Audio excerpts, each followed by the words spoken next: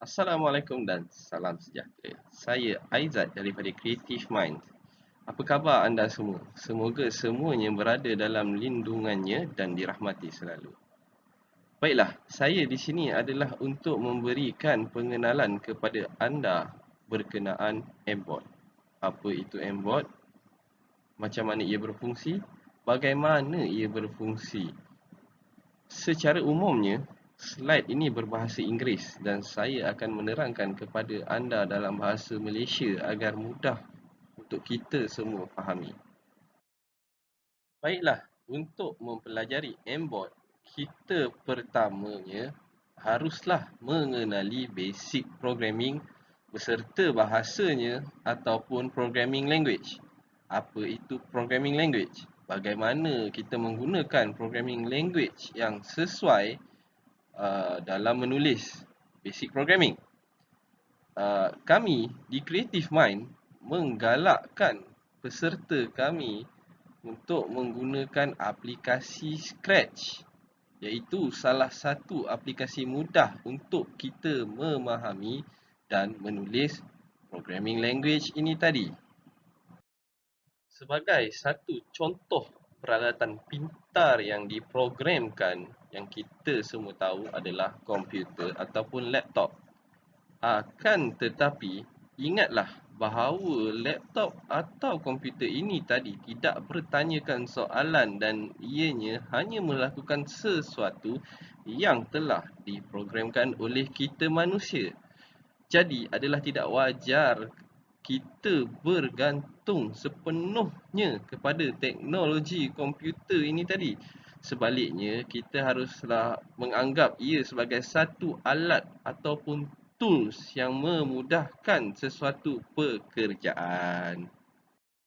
Berbalik kepada teori, what is programming?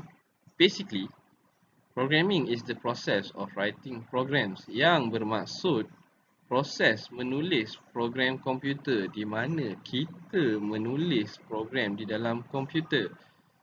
Secondly, to provide a computer or other machine with coded instruction for the automatic performance of a task.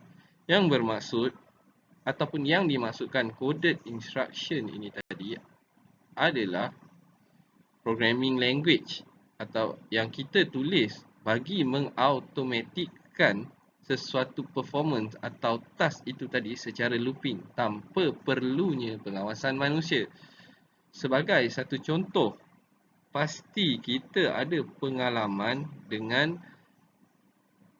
automated ticket machine di mana kalau kita nak masuk parking, tiada pengawasan manusia di situ dan auto gate itu tadi terbuka, tertutup secara automatik.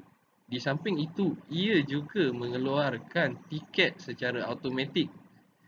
Jadi, adakah anda pernah menggunakan mesin ini tadi yang telah diprogramkan? Ya, pasti di dalam kehidupan seharian kita akan menggunakan mesin-mesin yang telah diprogramkan oleh manusia ini tadi. Dalam menulis program, apa yang kita perlu untuk ia lakukan?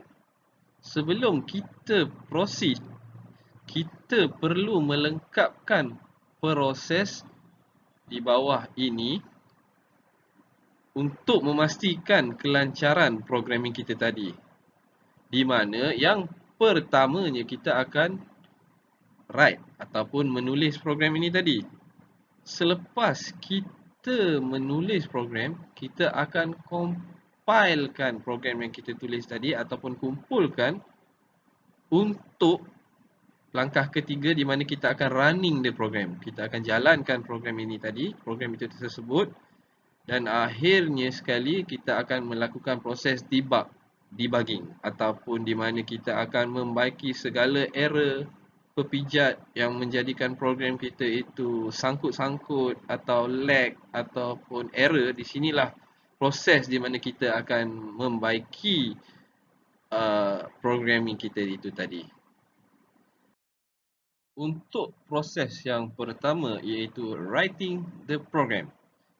The writing of the code is actual typing out of the instruction bit by bit for the computer to complete, di mana proses menaip arahan ini adalah dilakukan dengan satu persatu secara detail dan terperinci bagi memastikan arahan yang disampaikan kepada komputer itu tadi adalah jelas. Sebagaimana yang kita lihat pada contoh di bawah ataupun di atas ataupun di sini yang dalam bulatan saya ini. Ini adalah contoh programming language yang menggunakan bahasa Java. Tapi bertenang, bahasa yang kita gunakan di bawah ini tidak akan kita gunakan buat masa ini. Ini hanyalah sebagai contoh. Jadi bertenang dan jangan takut dengan programming language. Sesungguhnya kita akan pelajari daripada asas. Langkah yang seterusnya adalah compiling the program ataupun kod itu tadi. Okey. Kenapa kita compile program ini tadi adalah kerana dengan hanya menulis program itu saja tadi ibarat penulisan tanpa penerbitan dan tak akan melakukan apa-apa efek. Jadi, melalui proses compiling ini tadi, penulisan program tadi akan ditukarkan kepada bahasa yang difahami komputer iaitu binary code. Basically, dia akan compile penulisan kita tadi dalam Java language, C language, dikompile, ditukarkan, dikonvertkan kepada binary code. Dan oleh kerana bahasa ini agak complicated sebagaimana contoh yang kita lihat sekarang ni 010101, jadi kita akan kekalkan kepada bahasa yang difahami manusia, programming language yang memang diciptakan khas untuk kita manusia mudah fahami. Kalau nak dibandingkan dengan 0101 binary code ini yang agak sukar untuk kita manusia fahami. Tapi proses compiling inilah yang akan melakukan penukaran penulisan kita kepada binary coding. Itu tadi. Running process boleh dikatakan adalah proses terakhir dalam melakukan programming. Ianya dilakukan bagi tujuan memastikan kod atau arahan anda tulis tadi berfungsi, berjalan ataupun tidak. Dan adalah normal bagi penulisan kali pertama itu tidak sukses untuk running. Sebab apa? Biar pakar programmer sekalipun memerlukan penulisan berulang kali bagi memastikan kelancaran program dia tadi. Jadi untuk beginner, biasanya bagi mempermudahkan kita mengesan error di dalam coding tadi, kita akan melakukan proses debugging. Mungkin sebelum kita melakukan running, kita akan melakukan proses debugging supaya running akhir nanti tiada masalah dan kita tahu di mana error itu dan kita perbaiki sebelum kita melakukan running akhir. Debugging the program. Sebagaimana yang saya jelaskan tadi, debugging adalah cara yang paling mudah untuk kita mengesan ataupun mencari error dalam coding kita. Pada masa yang sama, ia akan memberikan alert kepada kita supaya kita dapat memperbaiki error itu tadi, di mana sebelum kita running program, kita akan melakukan proses debugging ini dan dari proses debugging ini, ia akan tunjuk dalam baris line mana coding kita ada error dan kita boleh baiki error itu tadi. Dan sedikit info tambahan seperti yang ditulis dalam slide ini, ianya dipanggil debugging because a lady named Grasshopper in 1940s discovered the reason her computer was no longer working properly was due to a dead mod she found inside the computer. Disebabkan pepijat yang dia jumpa di dalam komputernya, jadi ianya dinamakan debugging ataupun nyah serangga.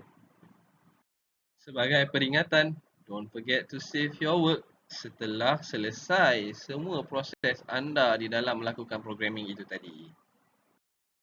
Bagi menguji kefahaman anda tentang programming yang telah saya jelaskan tadi, anda boleh menguji kefahaman anda di laman web yang tertera di bawah, iaitu lightbot.com/flash.html, dan anda boleh lakukanlah segala latihan yang ada di situ.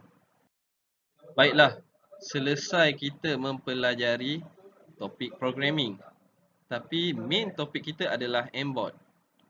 Dan di dalam topik Mbot ini, saya akan memberi anda pengenalan terhadap embedded system and robotics, di mana kita akan embed programming language yang kita belajar tadi ke dalam robotic system. Embedded system. What is embedded system? It is a combination of computer hardware, electronics, and software that are programmable and designed for a specific function. Yang dimaksudkan di sini adalah ianya adalah gabungan komputer, hardware, elektronik ataupun software yang telah diprogramkan dan didesain untuk tujuan tertentu. Dan program dia menggunakan programming language itu tadi. Bermaksud embedded system adalah outer shell and the inner shell should be the program language itu tadi. Sebagai satu contoh yang saya boleh berikan adalah Mbot. Mbot is the embedded system, dan Mblock adalah programming system program yang kita tulis dan di-embedkan ke dalam Mbot itu tadi. Kita akan masukkan ke dalam program yang ditulis melalui software Mblock dan dimasukkan ke dalam Mbot agar Mbot boleh melakukan sesuatu function yang telah kita programkan itu tadi. Sebagai satu contoh, mungkin Mbot ini tadi diprogramkan untuk berjalan mencari bola. Mbot, embedded system ini terdiri daripada microprocessor yang bertindak sebagai prosesor kepada arahan yang kita tuliskan tadi. Dan bagi medium pergerakan, Mbot menggunakan motor. Jikalau kita wakilkan dalam human physiology, motor ini tadi berfungsi sebagai kaki dan tangan. Manakala untuk microprocessor pula berfungsi sebagai otak manusia. Di mana microprocessor ataupun electronic part ini tadi adalah otak kepada Mbot, dan medium pergerakan ia adalah menggunakan motor. Baiklah, kita akan ke bahagian pertama Mbot, iaitu brain, processor. What do we need to know about our hardware or brain? Basically, nama brain ataupun processor ini tadi adalah M-Core. Ianya diberikan nama sebagai M-Core. Dan ianya terdiri daripada RJ25 port, RGB LED, buzzer, IR receiver, light sensor, IR transmitting, button ataupun motor port, di mana bahagian-bahagian yang disebutkan ini tadi mempunyai fungsi-fungsi yang tertentu. Sebagaimana satu contoh kumpulan iaitu IR receiver, light sensor, IR transmitting ataupun button ini digunakan sebagai medium input kepada Mbot. Dan salah satu lagi contoh yang boleh saya berikan adalah motor port. Motor port adalah medium output, di mana input ini tadi akan memberikan arahan kepada prosesor yang tengah ni. Ini prosesor untuk proses arahan kepada motor port yang memberikan arahan kepada motor sama ada bergerak ataupun berhenti ke kiri ataupun ke kanan. Dan secara umumnya ini adalah bahagian yang terdapat di dalam prosesor ataupun hardware brain sesuatu Mbot. Selesai mempelajari bahagian hardware bagi Mbot, kita akan teruskan dengan what do we need to know about our software. Baiklah, kami di Creative Mind menggunakan dua jenis aplikasi software bagi memprogram embedded system M-Board, iaitu Scratch dan juga M-Block. Baiklah, apa yang membezakan Scratch ataupun M-Block ini tadi? Scratch adalah aplikasi universal dan beranimasi. Ianya sesuai digunakan bagi peringkat sekolah rendah dan juga ke bawah bagi menarik minat anak-anak ini tadi. Di sebalik itu, ia tersedia dengan aplikasi permainan bagi menarik minat anak-anak sekolah rendah dan ke bawah. Manakala bagi aplikasi M-Block, ianya adalah spesifik untuk M-Board sahaja dan ia adalah sedia diguna pakai bagi programming robotics M-Board dan sangat sesuai digunakan untuk M-Board tadi. Seperti yang kita lihat sekarang, ini adalah interface bagi aplikasi Scratch. Ianya lebih berwarna, menggunakan blok-blok warna dengan pelbagai warna dan menarik minat pelajar sekolah rendah dan ke bawah. Di sebalik itu, ia disediakan dengan aplikasi permainan yang membuatkan anak-anak anda bakal lebih tertarik dengan programming language.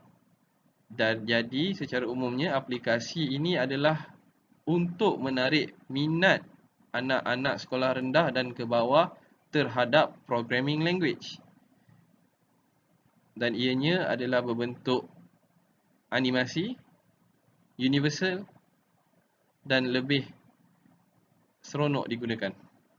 Manakala untuk M-Block, ianya memang adalah aplikasi daripada M-Board yang iaitu M-Block yang sesuai digunakan untuk M-Board.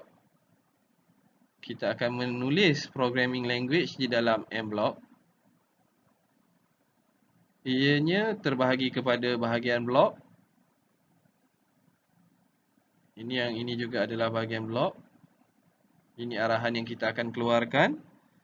Dan ini adalah arahan dalam bentuk coding yang sama kita akan gunakan di peringkat universiti dan ke atas. Secara umumnya, M-Block ini digunakan untuk M-Board dan sesuai digunakan untuk M-Board, ianya juga mudah digunakan kerana ia berada dalam bentuk blok. Cuma ianya tidak seinteraktif atau semenarik ataupun berwarna-warni seperti aplikasi Scratch. Maka ini berakhirlah. Shut up and sit down.